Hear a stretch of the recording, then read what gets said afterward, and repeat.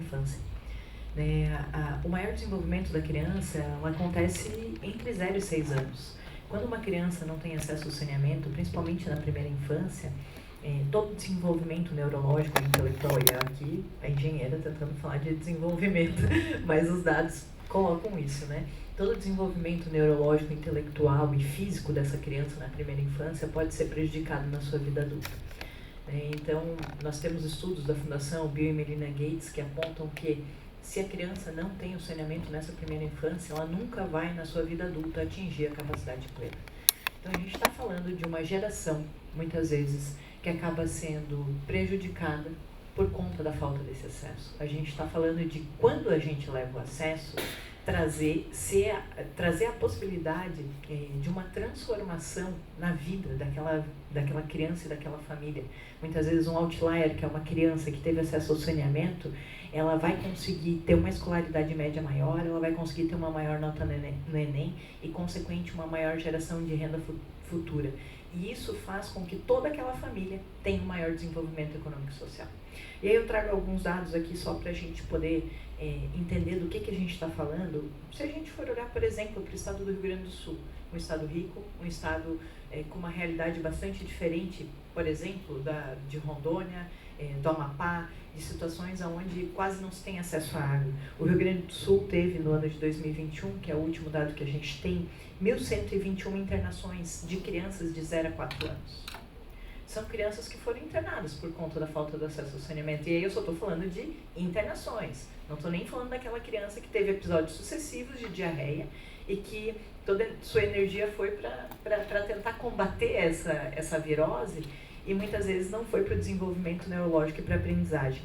Quando a gente fala em escolaridade média, aqui no estado do Rio Grande do Sul, aonde tem acesso ao saneamento, a escolaridade média é de 9,61 anos. Aonde não tem é de 5,52 anos. A gente está falando de uma diferença de quase 4 anos de escolaridade média. Daí talvez vocês podem dizer, mas é porque aonde tem saneamento é região rica. Está errado?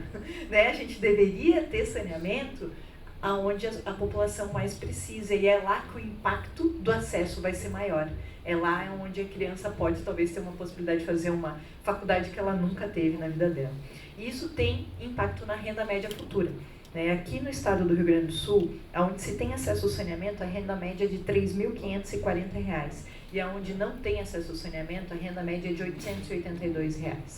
Então, assim, esses dados são do estado do Rio Grande do Sul, mas nós, do Instituto, nós temos um site, Painel Saneamento Brasil, que vocês podem procurar dados das mais diferentes cidades, estados ou do próprio estado, onde a correlação é direta. Onde tem o acesso ao saneamento, a escolaridade média vai ser maior, automaticamente a renda média da população vai ser maior, e isso vai trazer desenvolvimento econômico e social para aquela região.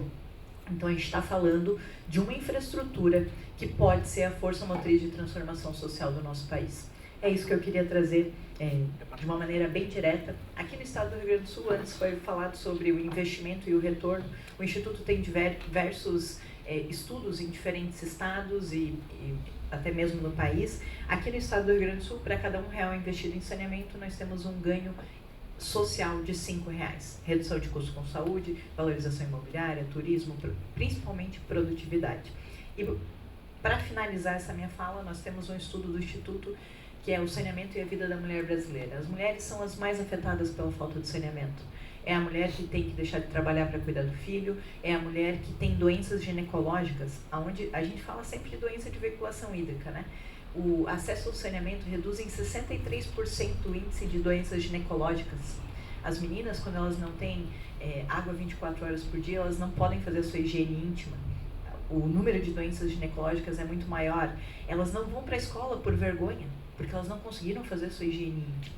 Então a gente está falando realmente de algo básico e que já passou da hora de ser resolvido, né? Então o investimento em saneamento realmente, eu acredito ser a grande força de transformação social do nosso país. Obrigada.